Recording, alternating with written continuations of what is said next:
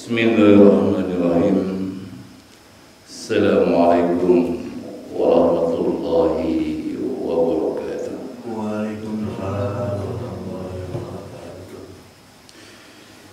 Innal hamdalillah nahmaduhu wa nasta'inuhu wa nastahdihi wa na'udzu billahi min shururi anfusina wa min sayyiati a'malina. May yahdihillahu fala mudilla lahu wa may yudlilhu falan tajida lahu waliyyan mursyida. Asyhadu an la ilaha illallah wahdahu la syarika lahu wa asyhadu anna Muhammadan abduhu wa rasuluhu la nabiyya ba'dah.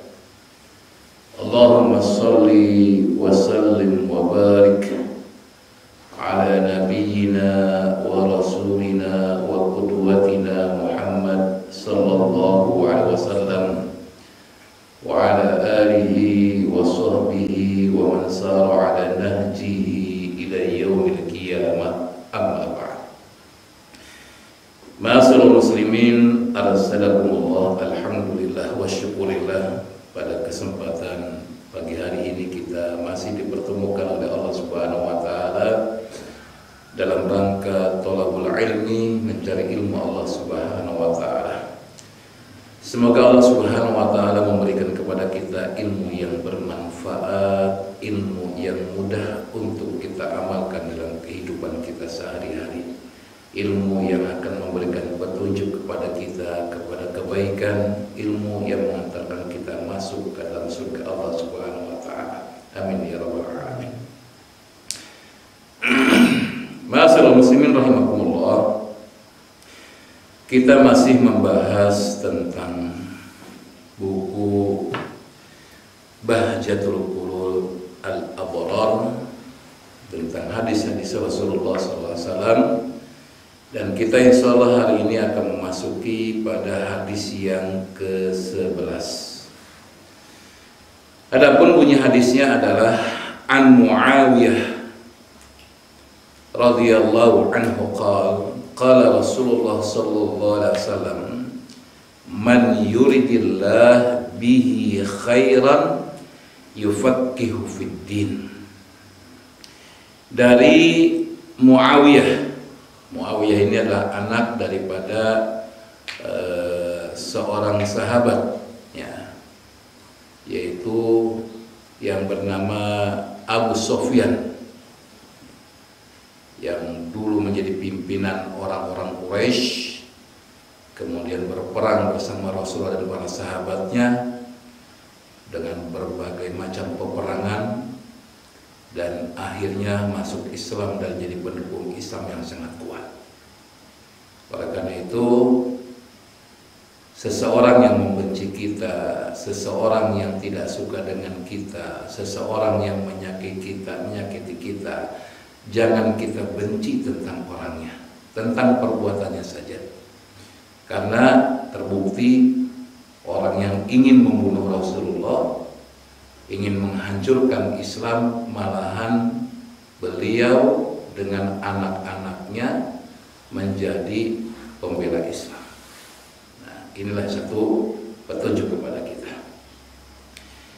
Beliau berkata, Rasulullah SAW bersabda, man yuridillah bihi khairan, barang siapa yang Allah kehendaki kebaikan pada dirinya, yufaqihu fiddin, maka Allah Subhanahu wa taala akan pahamkan dia tentang agamanya.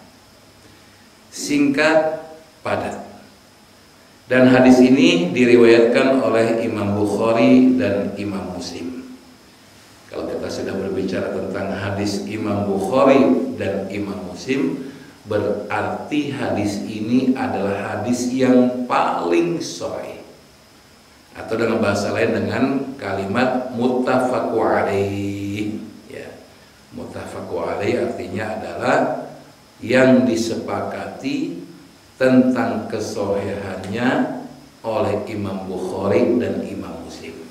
Nah, salah satunya adalah hadis ini. Ma'asyiral muslimin rahimakumullah, dalam buku dimulai dengan kalimat hadal hadis min a'dhami fadail al-ilm, bahwa hadis ini adalah hadis yang menceritakan kepada kita tentang keagungan dan keutamaan ilmu. Jadi ada keutamaan-keutamaan yang ada, namun yang paling utama adalah ilmu. Ya. Jadi dari sekian fadail yang Allah berikan kepada hamba-hambanya, yang paling besar, yang paling agung adalah ilmu. Wa annal ilman nafi' alamatun ala sa'adatil abdi. Ya. Dan ilmu yang bermanfaat itu adalah tanda bahwa orang itu akan menjadi hamba yang berbahagia. Jadi kalau orang punya ilmu dan ilmunya bermanfaat, maka dia akan menjadi orang yang berbahagia.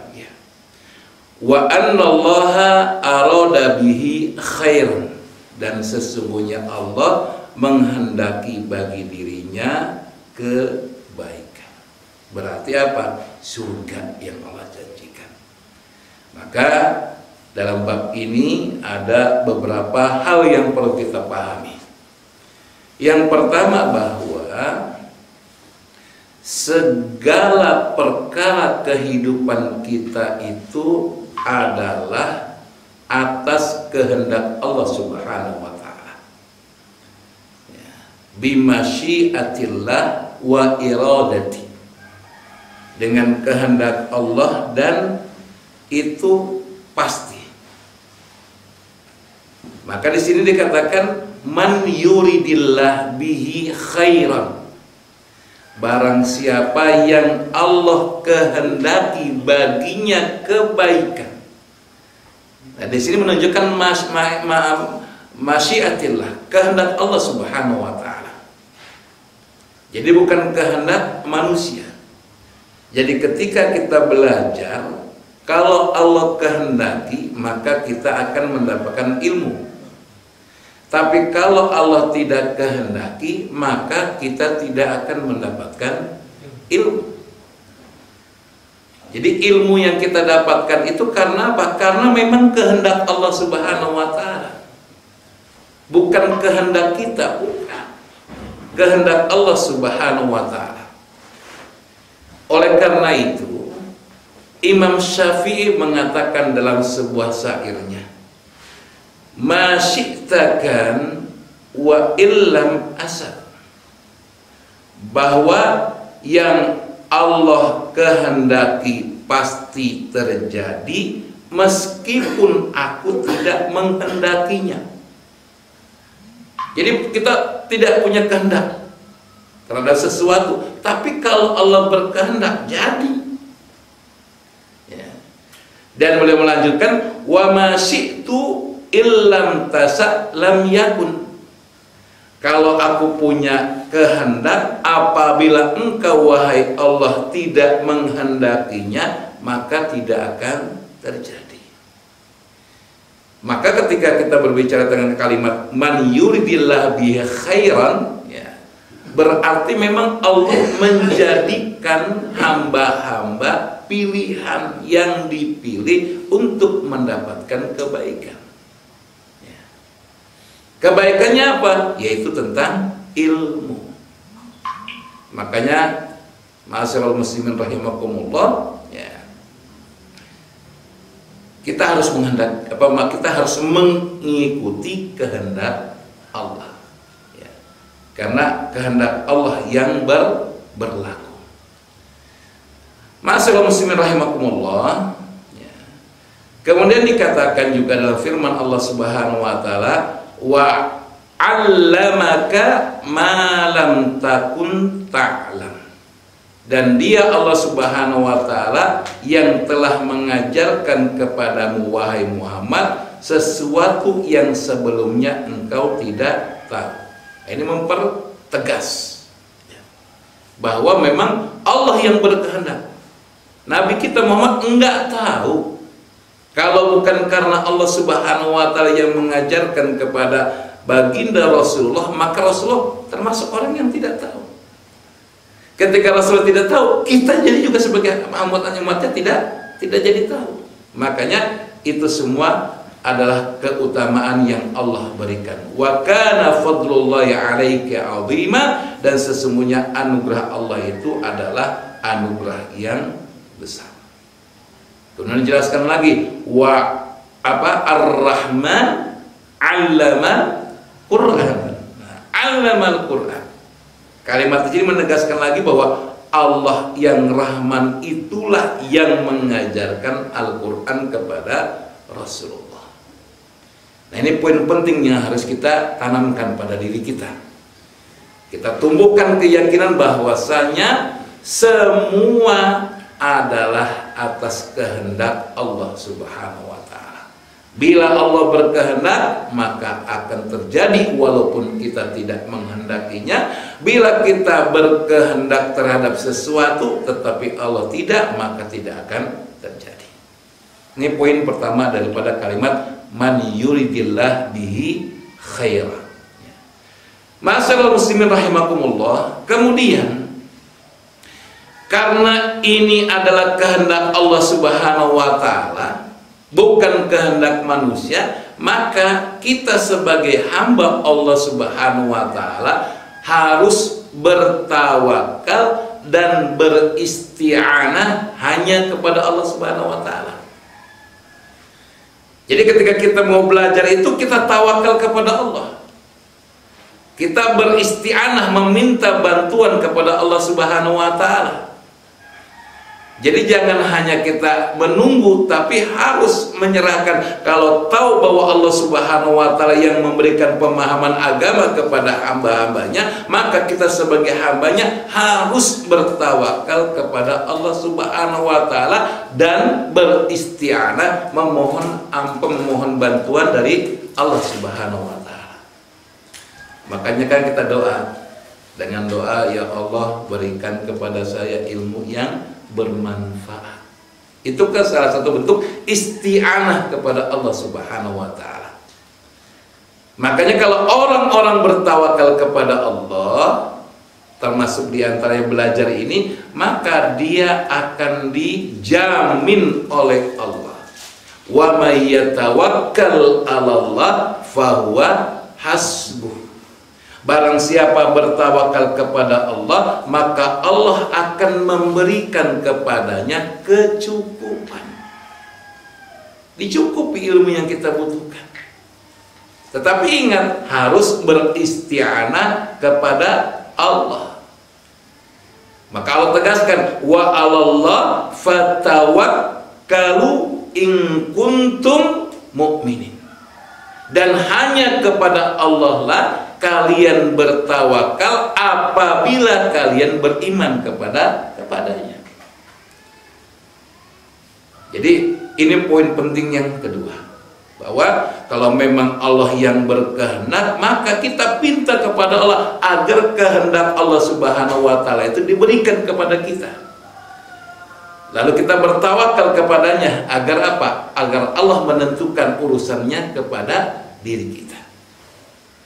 Ma'asyiral muslimin rahimakumullah. Kemudian yang ketiga adalah bagaimana kita berdoa kepada Allah Subhanahu wa taala supaya kita termasuk di antara hamba-hamba pilihannya. Ya. Berdoa. Ya. Kalau kedua tadi adalah bertawakal dan kemudian minta tolong kepada Allah, maka yang ketiga adalah bagaimana kita berdoa kepada Allah Subhanahu wa taala agar kita termasuk orang-orang yang Allah kehendaki kebaikan pada diri kita. Ya.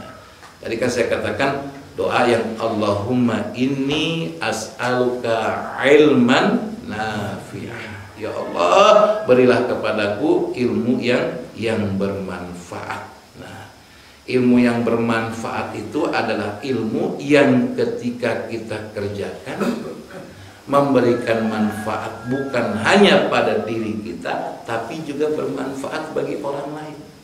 Itu yang dikatakan ilmu yang bermanfaat. Jadi kalau misalkan kita belajar nih kayak anak mahasiswa kita di sini ya, belajar tentang Al-Quran, tapi hanya bermanfaat bagi dirinya saja, maka apa? Rugi. Karena malahan yang paling penting itu setelah bermanfaat bagi dirinya adalah bermanfaat bagi orang lain. Maka Rasul mengancam dalam sebuah hadis bahwasanya orang-orang yang diberikan ilmu, karena kan dia diberikan sama Allah ilmu dengan kehendaknya, dan hanya bermanfaat pada dirinya dan tidak bermanfaat bagi orang lain, dia nggak mau ngajar ilmunya. Ini ilmu saya pelajari panjang-panjang sampai lama, orang belajarnya kepada spesial, biaya besar, masa saya harus kasih tahu pada orang lain? Nah, orang kayak gini nanti kelak pada hari kiamat akan dikalungkan oleh Allah dengan kalung yang terbuat dari bara api. Naudzubillah. Udah sampaikan. Maka ada sebuah kisah yang cukup menarik, saya baca dalam sebuah buku motivasi. Ada seorang yang terkenal pandai dalam mengelola pertanian, khususnya jagung diceritakan. Dia punya kebun jagung yang setiap panennya itu luar biasa jagungnya, terbaik. Sehingga orang-orang penasaran, bagaimana sih caranya agar bisa menjadi seperti dia, mendapatkan jagung yang berkualitas. Maka datang dan kemudian belajar, dikasih tahu dari A sampai Z.